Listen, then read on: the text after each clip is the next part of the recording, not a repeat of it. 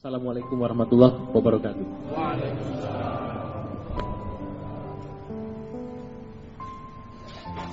Jadi yang mulia Abu itu pada dasarnya menyimpan banyak sekali pemikiran tentang apapun ya. Khususnya ya, sangat banyak kami itu berdiskusi panjang lebar ya soal topik-topik Islam ya, topik-topik keislaman ya. Sangat banyak ya. Itu saya pikir ya,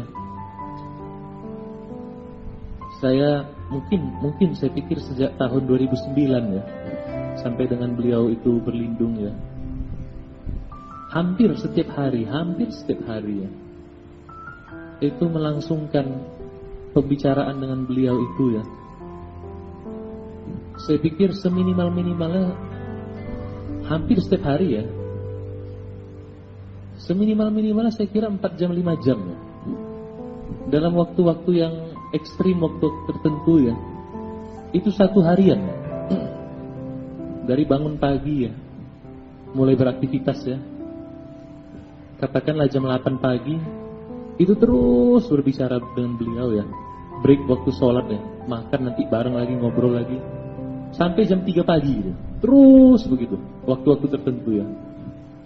Jadi bisa diperkirakan sangat banyak sebenarnya pikiran-pikiran beliau ya, yang sebenarnya kalau menurut saya ya, dan orang-orang yang banyak ya berdialog dengan beliau ya, pikiran ini harus disebarkan sebenarnya ya, seminimalnya kepada kita orang-orang tarikat ini, semaksimalnya sebenarnya kepada semua orang ya.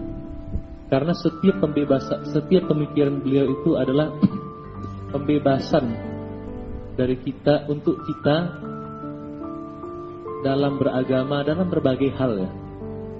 Jadi di antara banyak pikiran itu ya, kami kemarin ngobrol dengan Ustadz Gugun ya, dia juga cukup banyak ya mendengar yang mulia Abu itu.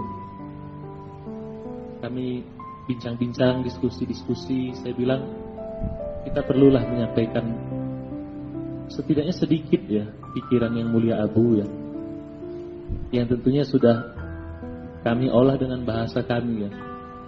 Ustadz Gugun menyusun slide ya, dan saya olah lagi slide-nya ini ya. Jadi ini versi saya ya. Baiklah, ini temanya bertuhan dengan sukacita ya. Karena kelihatannya wajah kita malam ini yang bersukacita sedikit ya. Banyakan riang gembira, maksud saya begitu ya. Baiklah, kita mau lihat ya beberapa pengantar ya. Ini pengalaman beliau sendiri ya, Ustadz Gugun. Jadi dia dulu di pesantren ya. Jadi di pesantren itu ada seorang gurunya ya. Waktu itu nggak tahu kenapa ya, mereka ini hening semua nih di kelas itu ya. Tiba-tiba gurunya melemparkan penghapus atau kapur kepada salah satu orang. Semuanya heran, kenapa dilempar gitu? Rupanya guru ini protes ya.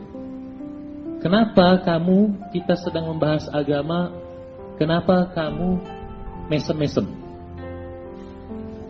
Mesem-mesem nggak boleh. Jadi mesem-mesemnya nggak boleh. Mungkin kalau guru agama itu mengajar kita udah dilempar semua kita ini ya. Ini tidak boleh mesem-mesem. Dan setiap guru itu masuk, itu suasana itu tegang. Dan entah kenapa yang termasuk akrab dengan guru itu adalah Ustadz Gugun salah satunya. Ya saya ledek saja beliau, pantaslah Ustadz begini sekarang gitu kan. Ini ya, ini pengalaman seorang Ustadz Gugun ya. Itu yang dia peroleh, dan itu yang diperoleh teman-temannya ya. Dan ini dibawa oleh beliau-beliau itu ya dalam mengajar. Beliau-beliau kan tamatan pesantren, otomatis guru mengaji ya. Bagaimana ngajar ngaji itu? Kalau ada yang salah ya, katanya itu tangan lah bisa menampar ya. Kemudian kalau ada yang salah lagi, dulu katanya itu page-nya diambil kemudian dipukulkan gitu ya. Pernah nggak kita mendengar fenomena-fenomena begini? Banyak atau sedikit sebenarnya? Banyak ya. Jadi nggak usah dulu ya wajah Islam di kancah internasional ya. Itu wajah Islam di perkampungan kita itu aja angker kan? Iya kan? Nggak usah kita dulu pergi ke dunia internasional. Di perkampungan kita itu angker ya. Saya begini ya, sedikit nih ada renungan menarik sekali ya. Dan ini juga sekaligus ya, bagaimana realitas kita beragama. Bang Opin itu, jadi Bang Opin itu spesialisasinya memang apa ya? Beliau banyak sekali jalan-jalan ya. Dan nanti pulang jalan-jalan beliau tuh sharing apa yang beliau bagi, apa yang beliau dapat. Beliau pernah ke Hong Kong ya. Beliau itu mengumpamakan di Hong Kong itu dari 20 orang Hong Kong yang manyun itu 2. Orang Hong Kong jalannya cepat, kemudian sumringah gitu kan. Dan apa ya, senang gitu ya, jalannya cepat gitu. Kemudian Bang Opin pulang ke Indonesia kan, baru pulang dari Hong Kong, pulang ke Indonesia, naik bus ke Karawang dari Soekarno-Hatta. Perjalanan Karawang itu dari Soekarno-Hatta mungkin sekitar 5 jam ya, atau 4 jam ya. Beliau baru aja dari Hong Kong yang notabene, yang menurut pengalaman beliau ya, bukan notabene-nya ya.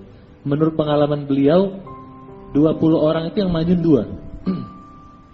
Beliau masuk bus kecil ya, mungkin semacam travel gitu ya. Beliau lihat ke belakang ya, sekitar 20-an orang ya. Apa kata Bang Opin ya?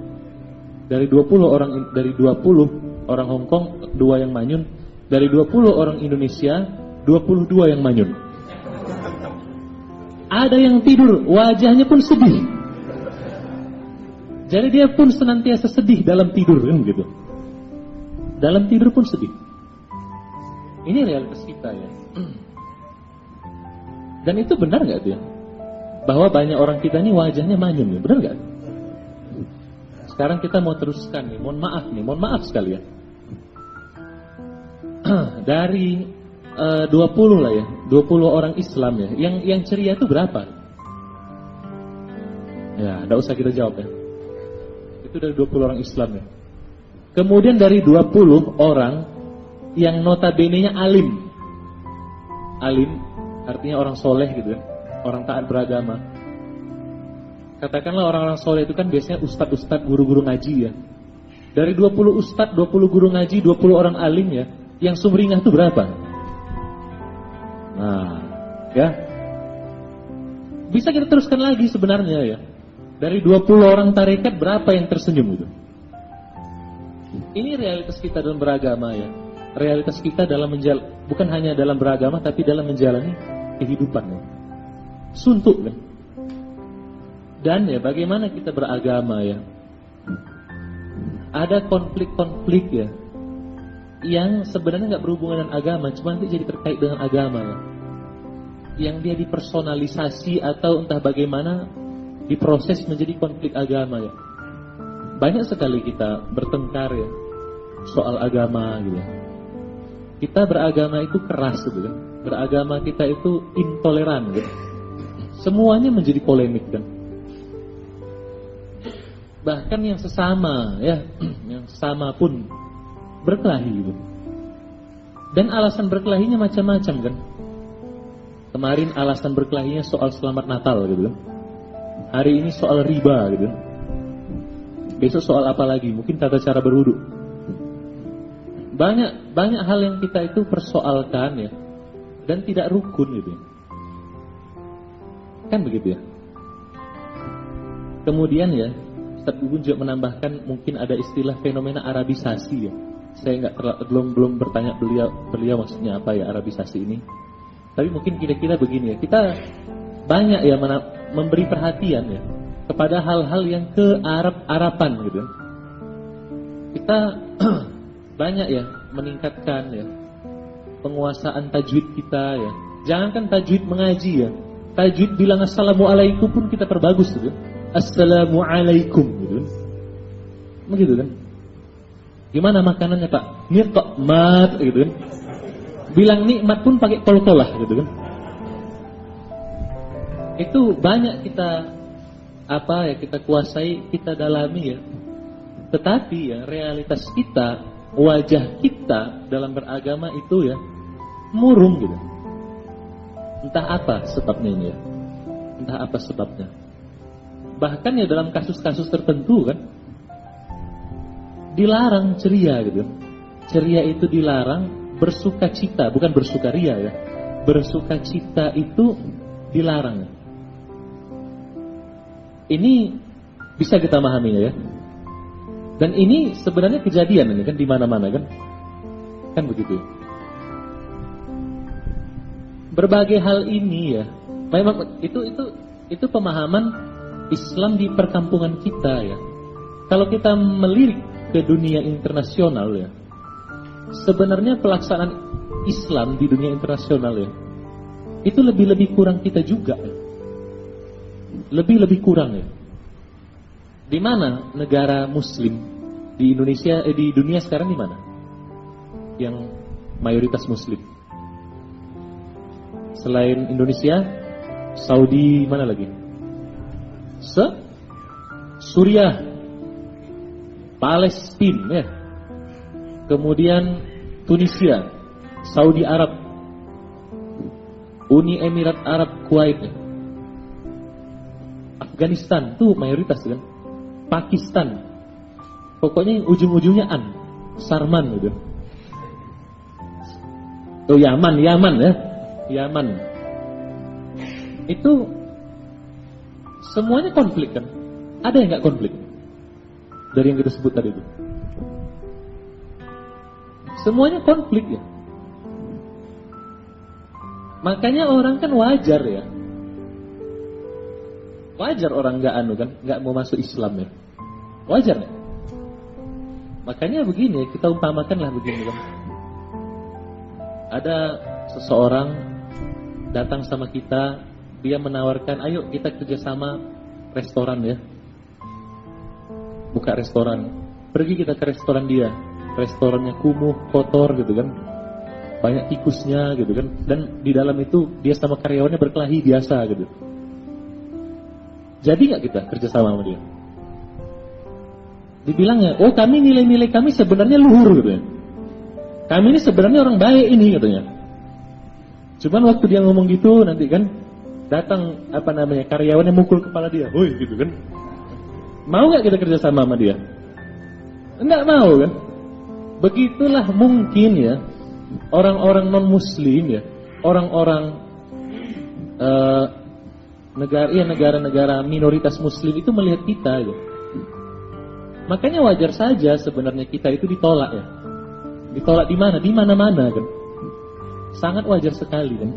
Karena ada realitas-realitas ini ya. Kita memang sudah banyak disodorkan ya oleh Yang Mulia Abu berbagai gagasan-gagasan beliau ya. Tapi tidak apa-apa ya, malam ini kita mau refresh saja ya. Ini realitas kita dan inilah dasar keprihatinan kami dan orang-orang yang terpanggil ya. Itu kalau cerita yang dengan Yang Mulia Abu ya, saya pikir ya 70% ya atau 40 lah ya sekitar. Kalau ada 3 tema besar ya topik dengan Yang Mulia Abu ya, ini termasuk ini. Jadi asal jumpa dengan Yang Mulia Abu, hampir setiap saat ada tema pembicaraan soal ini. Hampir setiap saat. Akhirnya ya timbul pada satu pertanyaan menarik sesungguhnya ya. Ini pertanyaan itu sebenarnya kita udah tahu jawabannya ya, tapi nggak apa-apa. Dengan berbagai realitas ini, mari kita bertanya sebuah pertanyaan yang menggelitik sebenarnya. Dan ini pertanyaan Yang Mulia Abu. Waktu itu dengan seorang abang kita ya, ikhwan kita juga, sangat kita hormati sekali. Masih ada orangnya sekarang dan sangat berkontribusi dengan tarikat ya. Ya orangnya nggak usah disebut lah ya. Yang Mulia Abu nanya kepada orang tersebut, Bang, mungkinkah bertuhan dengan sukacita? Waktu itu Yang Mulia Abu nanya entah tahun 2006 atau tahun 2004 gitu ya. Belum ada Al-Faizin, belum ada Syakirin ya, belum ada Minhajul Abidin. Jadi spontan abang itu nanya dengan menjawab dengan lugunya, Apa kata beliau? Nggak mungkin. Oh, kenapa begitu kata Yang Mulia Abu? Ya masuk tarikat aja tidurnya sakit katanya. Masuk tarikat aja tidurnya sakit. Jadi nggak mungkin bertuhan itu dengan sukacita. Bertuhan itu ya pasti dekat dengan kesengsaraan atau pengorbanan dan seterusnya ya. Mungkin ya saya bisa membayangkan suasananya ya. Mungkin ditambah-tambahin lagi. Bukan ditambah-tambahin ya. Kita emang ada informasi lain lagi kan. Itu Nabi Isa ya. Nabi Isa dalam Injil dan sering diriwayatkan oleh Yang Mulia Ayahanda Guru ya. Surga itu dipagari dengan hal-hal yang tidak menyenangkan kan. Tapi kalau neraka itu dipagari dengan roti katanya kan. Simbol makanan waktu zaman Yunani kuno itu roti. Maaf bukan Yunani. Zaman Nabi Isa tinggal itu. Dipagari roti dan benda-benda yang nikmat ya. Itu memang realitas itu ada ya. Tapi pertanyaannya bagaimana kita seharusnya memahaminya gitu. Dan apakah ya dengan adanya hal-hal itu ya, itu menjadi sebuah tabir, sebuah hijab bagi kita untuk bersukacita gitu. Mari kita melihat ya. Jadi ini tidak usah dijawab ya. Mungkinkah bertuhan dengan sukacita gitu. Karena kalaupun saya tanya, jawabannya udah pasti bisa diperkirakan apa gitu kan. Ada seorang sahabat ya, dia mau masuk Islam ya. Rasulullah SAW, saya mau masuk Islam ini. Tapi saya masih mau berzina, masih mau minuman keras dan masih mau berjudi. Cemana itu ya Rasul gitu. Oh enggak masalah kata Rasulullah. Yang penting kamu jujur gitu. Yang penting jujur. Boleh gitu. Kemudian memang mungkin begitulah cerdasnya Rasulullah itu ya. Disakunya semua tuh, dibuatnya semua tuh kan. Dia masuk Islam tapi semua dikerjakan ya kan. Zina iya, minum iya gitu. Berjudi iya. Habis itu pergi dia mau sholat iya atau mau apa kan. Jumpa dengan Rasulullah. Kamu dari mana tadi? Kata Rasulullah. Oh harus jujur gitu kan. Dibilang ya semua kan. Oh tadi saya begini. Lama-lama gak enak hatinya kan. Besok zina lagi gitu. Entah kenapa ditanya Rasul lagi, dari mana tadi gitu. Akhirnya gak enak hatinya, akhirnya lama-lama ditinggalkannya berbagai hal-hal yang haram tadi itu. Kemudian kisah lain lagi yang menarik sekali ya. Saya dapatnya itu di sebuah ceramah ya, oleh seorang dai. Dia bilang gini, ada seorang mau masuk Islam ya. Rasulullah katanya, saya mau masuk Islam tapi saya gak mau sholat subuh katanya. Ngantuk katanya. Oh nggak masalah kata Rasulullah, silahkan. Tapi waktu lainnya sholat ya. Sholat dia memang. Zuhur sholat, asar sholat, isya, maghrib sholat, subuh nggak juga sholat kan. Tapi lama kelamaan tiba-tiba datang dia subuh nongol dia gitu. Kok datang kamu kata Rasulullah. Saya kemarin sholat isya enak kali perasaannya. Kangen saya sholat lagi. Ya udah sholat subuh lah saya katanya kan. Dan akhirnya dia terus menjadi orang yang taat seumur hidupnya. Beginilah Rasulullah itu memperkenalkan Islam gitu. Begini Rasulullah memperkenalkannya. Jadi kita bisa melihat ya, ada keluasan, bukan mempermainkan ya, tapi ada keluasan di situ. Kita lihat lagi ya. Ini ada dua kisah ini ya. Apa moral story-nya atau apa pesan yang bisa kita petik?